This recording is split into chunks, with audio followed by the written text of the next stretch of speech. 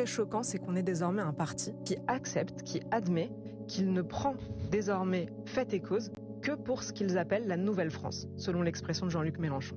Et quand je vois à l'Assemblée nationale tous les partis qui acceptent de faire cette minute de silence pour ce mort dans une mosquée, moi je me dis tout à fait, tout mort mérite un recueillement, tout mort mérite qu'on pense à lui, à une commémoration, etc. Et toute victime. Toute victime.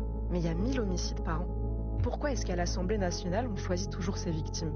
Et quand on voit qu'il y a eu une minute de silence pour Naël, qu'il y a eu une minute de silence aujourd'hui pour ce monsieur qui s'appelait Aboubacar, mais qu'on se souvient que pour Lola, on nous accusait de tous les maux quand on demandait seulement le recueillement. Est-ce que vous vous souvenez qu'il y avait eu une tentative de manifestation devant l'Assemblée nationale et tout le monde avait hurlé en disant que c'était une récupération atroce, en disant qu'il fallait respecter le deuil de la famille? Et quand on entend quelques mois plus tard la mère de Lola qui dit que ça l'a aidé à survivre de voir toutes ces manifestations de soutien, on s'aperçoit à quel point la classe politique en réalité est égoïste, ne pense aux victimes que quand ça sert son propre discours, et c'est malheureux de voir que pour certaines familles, je pense à la famille d'Elias, je pense à la famille de Jérémy Cohen, ils n'ont jamais eu la chance d'avoir les honneurs des politiciens.